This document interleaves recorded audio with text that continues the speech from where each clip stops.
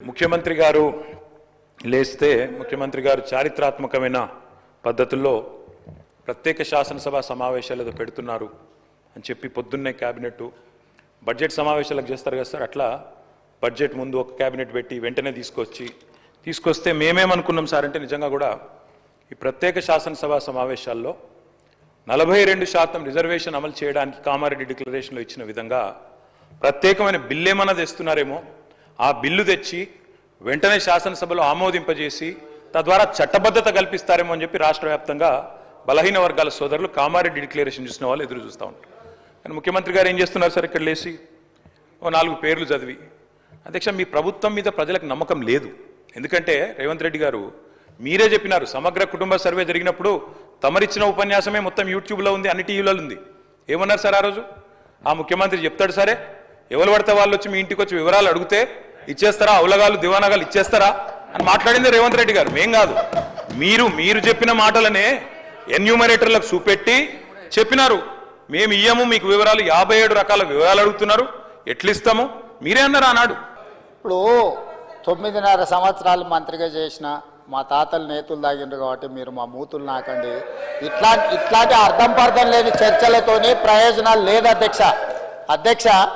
ఇప్పుడు ఈ డాక్యుమెంట్ ఏదైతే ఉందో ఇది అఫీషియల్ వెబ్సైట్లో లేదు అధ్యక్ష. తెలంగాణకున్నది టీజీ ఆన్లైన్ వెబ్సైట్ అధ్యక్ష. ఇందులో ఎస్కేఎస్ రిపోర్ట్ లేదు. ఎస్కేఎస్కు ఎన్ఐసి ఐటీ పార్ట్నర్ అధ్యక్ష. ఎన్ఐసి వెబ్సైట్లో కూడా ఈ డేటా డాక్యుమెంట్ లేదు. ఈ డాక్యుమెంట్ ఎక్కడుంది అధ్యక్ష? ఎంసీఆర్ హెచ్ఆర్డి వెబ్సైట్లో ఉంది, మరి చెన్నారెడ్డి హ్యూమన్ రిసోర్స్ దాంట్లో ఇందులో ఉంది.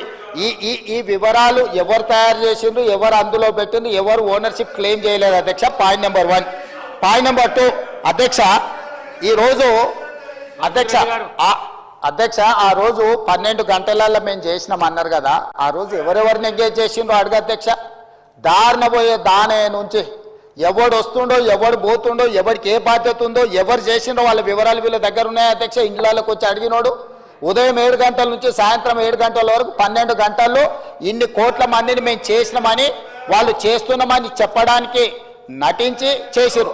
ఇవాళ మేము పకడ్బందీగా చేస్తే ప్రధాన ప్రతిపక్ష నాయకుడిగా ఆయన 9.5 సంవత్సరాలు మంత్రిగా చేసిన ఈయన ప్రభుత్వం మీద నమ్మకం లేదంటే ఇదే ప్రభుత్వం ఈ సభను ఏర్పాటు చేసింది, ఇదే ప్రభుత్వం ఈ సభలో డాక్యుమెంట్ పెట్టింది, ఎందుకు చర్చలో పాల్గొంటుంది అధ్యక్ష? అసలు అర్హత ఉందా? అసలు ఈ చర్చలో పాల్గొనే అర్హత ఉందా అధ్యక్ష? ప్రభుత్వం మీద నమ్మకం లేదని ప్రధాన ప్రతిపక్ష నాయకుడు ప్రభుత్వం మీద ప్రజాస్వామ్యం మీద నమ్మకం లేదని సభలకు రాకపోను వచ్చిన ఆయన ప్రత్యేకించి మాట్లాడుతుంటే నేను ఒక్కటే మాట చెప్పదలుచుకున్నాను అధ్యక్ష. దయచేసి తమరికి విజ్ఞప్తి చేస్తున్నా, ఈ సర్వేలో పాల్గొనని వాళ్ళను మీరు శిక్షించాలి. ఆ శిక్ష మొట్టమొదట ఈ సర్వేలో పాల్గొనని వాళ్ళకు మీరు మైక్ ఇవ్వద్దు అధ్యక్ష.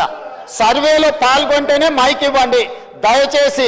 ఎవరైతే ఈ సర్వేలో పాల్గొనలేదో, ఈ సభలో మాట్లాడే అర్హత లేదు, వాళ్ళకు దయచేసి తమరు మైక్ ఇవ్వద్దని అందరు సభ్యుల తరఫున నేను మీకు విజ్ఞప్తి చేస్తున్నా అధ్యక్ష.